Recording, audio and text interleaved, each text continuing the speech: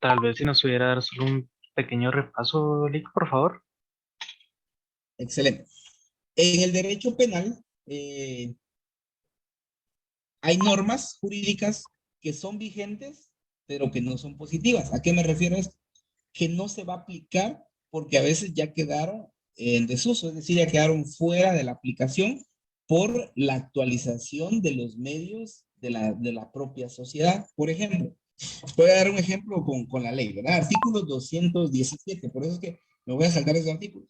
El artículo 217 del Código Penal establece quién de propósito o para descubrir los secretos de otro abriere correspondencia, pliego cerrado o despachos telegráficos, telefónicos o de otra naturaleza que no le estén dirigidos a quien sin abrirlos se impusiera de su contenido será sancionado con multa de 100 a 1,000 quetzales.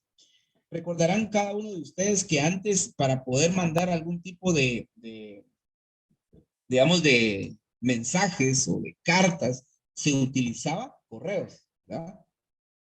O telégrafos, decían algunos. No sé si recuerdan esa parte de las personas que utilizaron esa parte todavía.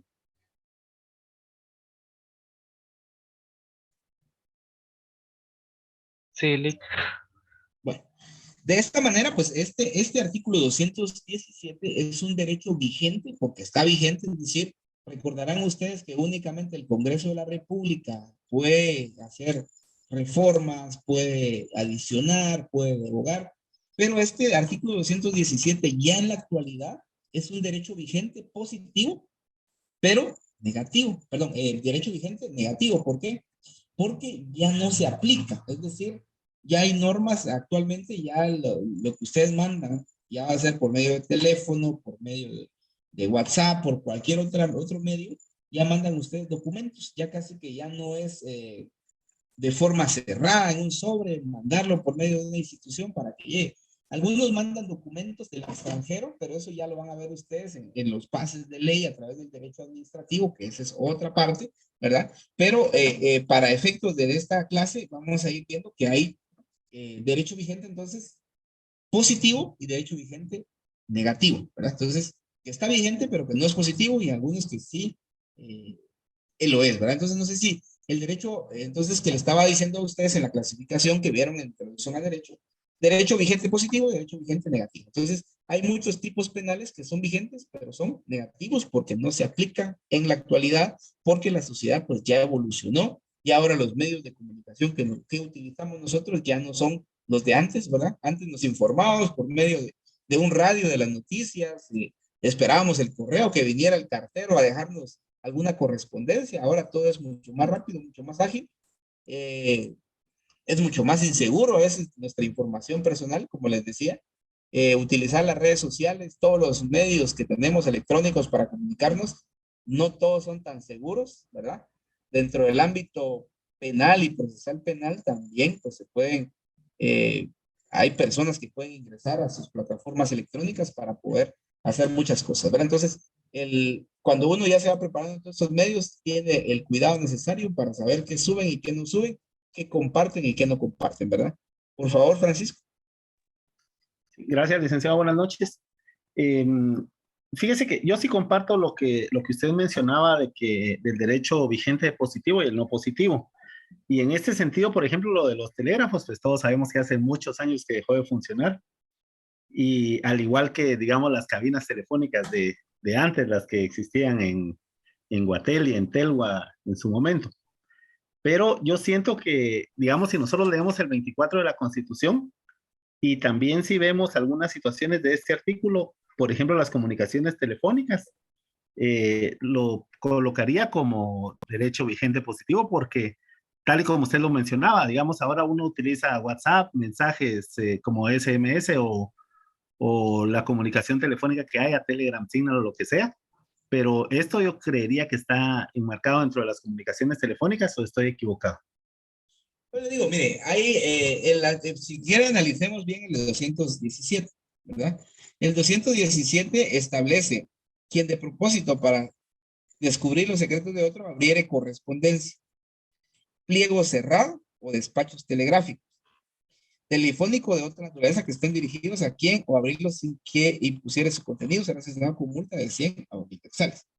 En el ámbito de la aplicación del derecho, digamos penal, pues les decía, hay algunos elementos de la norma en las cuales ya no son positivos. Por ejemplo, correspondencias a estas alturas. No sé si alguno de ustedes recibe correspondencia todavía. De parte de los bancos, sí, licenciado. De parte de los bancos, algunos bancos, ¿verdad? Ya no todos, en el sentido de sus estados de cuentas bancarias o algún tipo de cobros también que les hacen por medio de tarjetas de crédito, son los más comunes actualmente, ¿verdad? Entonces, al tenor de lo que establece el artículo 24 de nuestra Constitución, pues es un derecho que está establecido para la inviolabilidad de la correspondencia, documentos y libros, que es nuestra Constitución, pues eso lo garantiza, eso nosotros no podemos cambiarlo, ¿verdad?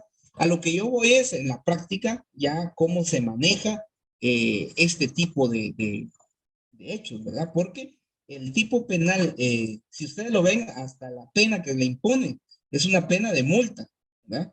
Y cuando hablamos nosotros de una pena de multa, recuerdan ustedes que se puede ir a resolver a través de un sustitutivo penal para poder desvanecer y a veces no existe ni siquiera la multa, sino le dan un perdón judicial y se acabó, ¿verdad? Entonces, ahora, algo importante es esa inviolabilidad, que lo vamos a ver más adelante, ya al tema de el uso de las telefonías para efectos de algunos tipos penales también, ¿verdad? Porque a veces a través de llamadas telefónicas, a través de mensajes, sí ya puede existir algún tipo de, digamos, de hecho ilegal, ¿verdad? O de hecho ilícito. Eso ya es otro tema aparte, ¿verdad?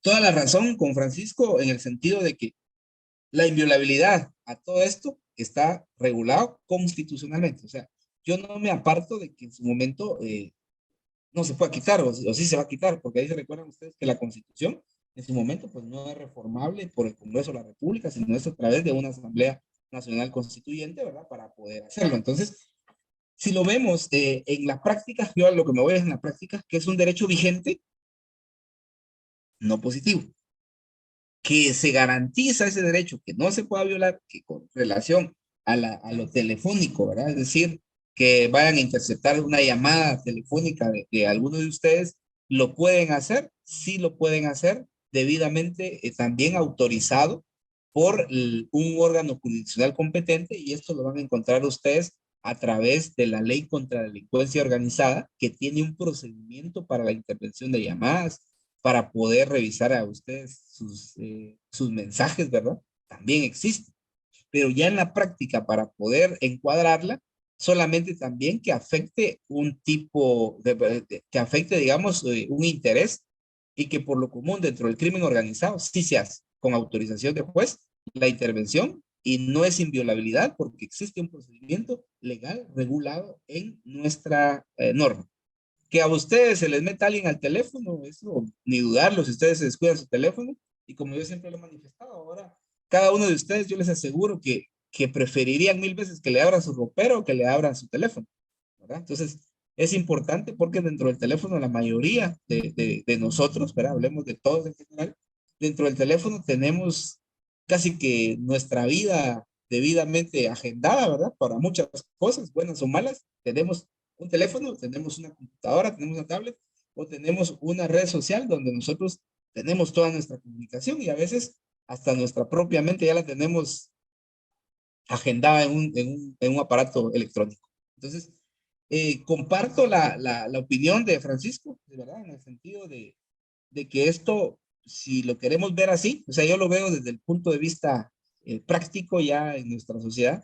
Para mí, mi punto de vista, este artículo 217, si lo vemos quizá no total, sino parcialmente, negativo en su vigencia y positivos en algunas con respecto a la telefonía.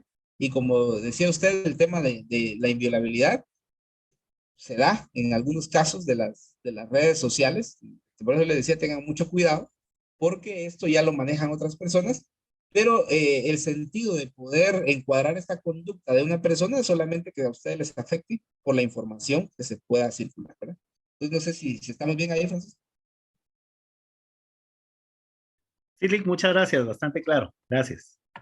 Entonces, en ese sentido, la violación de secretos, entonces, está regulado en el 217, 218 también. En el 218, quien sustracción, desvío o supresión de correspondencia, quien indebidamente se apodera de correspondencia, pliegos o despachos a que se refiere el artículo anterior, o de otro papel privado que no estén cerrados o quien lo suprimiere o desviare de su destino será sancionado con multa de 100 a 1,000 quetzales. Por eso les decía, todos estos artículos nos vamos a saltarlos, ¿verdad? Si alguien tiene alguna duda en algún artículo como tal, recuerdo que el día anterior les dije que leyeran, ¿verdad? Todos estos artículos, si alguien tiene alguna duda en específica, se la puedo aclarar. Si no, vamos a saltarnos algunos artículos.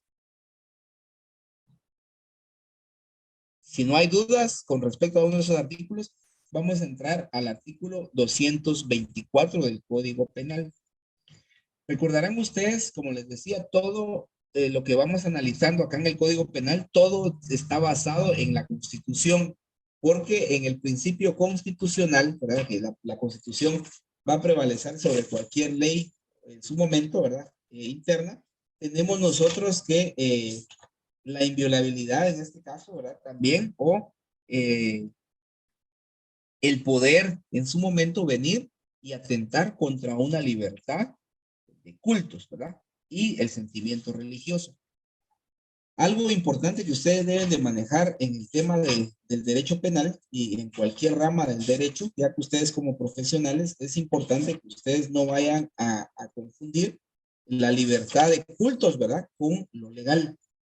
Porque nosotros como profesionales del derecho, ustedes van a ejercer una función profesional en el ámbito del derecho. Y esto es importante, yo siempre lo he manifestado. El derecho no tiene nada que ver con religión. Hay muchas cosas que son apegadas al derecho que uno lo pudiera ver, digamos, ustedes lo vieron también en materia penal, en Penal 1, vieron todo lo relacionado a la evolución del derecho penal por las etapas que pasó. Incluso hubo una etapa religiosa, ¿verdad? En la cual se aplicaba un castigo, ¿verdad? A las personas que cometían algún hecho delictivo. Y de esta manera, nuestro Código Penal, pues todavía establece y tiene reguladas, ¿verdad? Como un tipo penal, aquellos tipos penales que van contra la libertad y el sentimiento religioso. Y para el efecto, el artículo 224, pues establece la turbación de actos de culto, ¿verdad? Constitucionalmente, nos vamos a ir, por favor, al artículo 36. Hugo Coronado, si le pudiera lectura, por favor. O Corona, no sé si es Corona o Corona. No, pues no, Hugo Corona, por favor.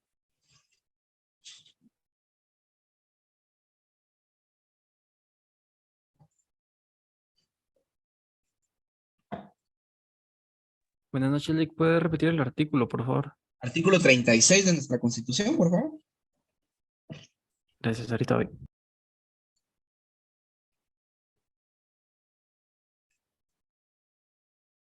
Artículo 36, libertad de religión.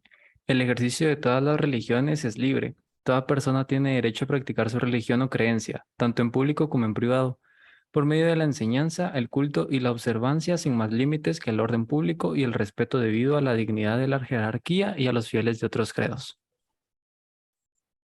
Muchas gracias. Entonces, ahí vemos nosotros constitucionalmente libertad de religión, ¿verdad? Todos nosotros pues tenemos esa libertad, somos libres y como vimos acá, el bien jurídico tutelado es la libertad de la persona, no solo en el tema de como persona como tal, sino ya vemos, ya ustedes tienen que ir viendo que en el Código Penal hay varias clases de libertades que tenemos nosotros, libertad de cultos, libertad política, libertad de locomoción, ¿verdad? Entonces, si vemos nosotros cuando analizamos el bien jurídico tutelado, puede ser libertad de la persona, sí, pero ¿en qué ámbito, verdad? Porque todos tenemos libertad. Tenemos libertad de comercio, trabajo, industria. Entonces, hay muchas libertades que nosotros tenemos. Entonces, en lo que regula nuestro Código Penal, en el artículo, entonces, 224, que es la turbación de actos de culto. Y aquí lo que establece es que quien interrumpa la celebración de una ceremonia religiosa, ejecute actos en menosprecio con ofensa al culto o de los objetos destinados al mismo será sancionado con prisión de 1 mes a 1 año.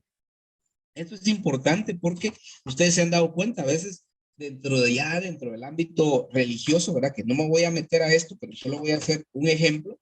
en el cual hay personas que ejercen o que hacen valer su derecho a un culto, a una religión, que muchas veces lo que hace es como atentar contra otra, o digamos otra religión, ¿verdad? Es decir, si yo soy evangélico, hablo más del católico; si soy católico, hablo más del evangélico; si soy mormón, hablo de otra, y al final vemos nosotros que nuestra ley, pues lo que establece aquí es que hay una libertad, ¿verdad? Al momento de haber una libertad, y ustedes sabrán muy bien esto, que el derecho, ¿verdad? El respeto al derecho ajeno es la paz, porque ¿Cómo nuestra crees misma, este vestido? pues nuestra misma Esto acá. constitución, solo perdonen que ofrezcan el vestido primero, después ya continuamos. En este caso, entonces, nuestro artículo 224 establece este tipo penal, ¿verdad? Que es la turbación a actos de culto, ¿verdad? Todos tenemos derecho a tener una libertad de cultos, y también tenemos que respetar a las demás personas que en su momento tengan una creencia diferente a la nuestra, ¿verdad? Entonces es importante que todos manejemos que tenemos esa libertad de poder en este caso, profesar algún tipo de religión, y que nuestro propio código penal pues establece esta parte. Para el próximo día, por favor, les voy a pedir que lean del artículo 225 lo lean ustedes por su cuenta, ¿verdad? El tema también de los delitos que van a atentar contra el orden jurídico familiar y el estado civil de las personas. Entiendas el tema de matrimonios. Ustedes ya manejan el tema de los matrimonios que regulan nuestro código civil, ¿verdad? Ustedes ya vieron en civil qué es un matrimonio, las formas en las cuales se puede dar, qué manera se da un matrimonio, porque penalmente también pues existen sanciones para aquellas personas que en su momento van a simular un matrimonio, van a ocultar ciertos impedimentos, y todo eso está regulado. Si ustedes recordarán, y espero que también lo lean, en el artículo 88-89 del Código Civil, para poder hacer la integración conforme a lo que establece el artículo 226 al 228 del Código, perdón, 226, 27, 28, 230, 231 del Código Penal, ¿verdad? A efecto de poder ver esta parte. Y asimismo, les voy a pedir de favor que de una vez ingresen ustedes, avancen con la lectura, ¿verdad? En el delito de incumplimiento de deberes, que están en el artículo 242 del Código Penal, que este es un delito muy frecuente en nuestro medio, la negación de asistencia económica, ¿verdad? En este caso, para poder entrar a ver ya también con ustedes los delitos que atentan contra el patrimonio de una persona. Entiendas el delito de hurto, que es muy frecuente; el delito de robo, ¿verdad? Clases de robo, robo agravado, las usurpaciones, y vamos a entrar a ver, porque estos pues también son muy, muy frecuentes en nuestro medio. También el tema de la extorsión, ¿verdad? En el tema de la extorsión vamos a ver un tipo penal que es muy frecuente en nuestro medio, las estafas, ¿verdad? Y ahí lo que me interesa es que ustedes ya cuando empiecen a leer todo lo relacionado a delitos que atentan con el patrimonio, o contra el patrimonio, perdón, puedan ver, y ahí vamos a ver algo bien importante y bien interesante, ¿verdad? Porque vamos a analizar, ya cuando entremos a esto, que en la próxima clase primero vamos a avanzar un poco más, que hemos estado un poco lentos en el tema de los tipos penales, porque lo que me interesa es que ustedes logren captar bien cómo es el encuadramiento de una conducta, porque más adelante ya vamos a empezar a ver cómo una persona que es considerada delincuente, según en el ámbito de aplicar o de lesionar, digamos, el patrimonio de ustedes, van a ver ustedes que es importante que la doctrina, y también lean doctrina, que algunas personas, dependiendo de la edad que tengan, ¿verdad? Van a cometer ciertos tipos penales, entiendas, un hurto, un robo, y cuando ya hay más edad, ya cambiamos a una estafa, ¿verdad? A una extorsión. El nivel o el grado de pensamiento de la persona en lo malo va cambiando según la etapa y según las edades. Entonces, a cada uno de ustedes, por favor, les encargo que lean su código penal, que lean la doctrina, que lean la Constitución, para poder ir comprendiendo toda esta parte. Así es que tengan una buena noche, por favor. Feliz noche, Feliz noche, licenciado. licenciado. Feliz noche, licenciado. Feliz noche, Lic. Feliz noche, licenciado. Buenas noches, licenciado. Noche.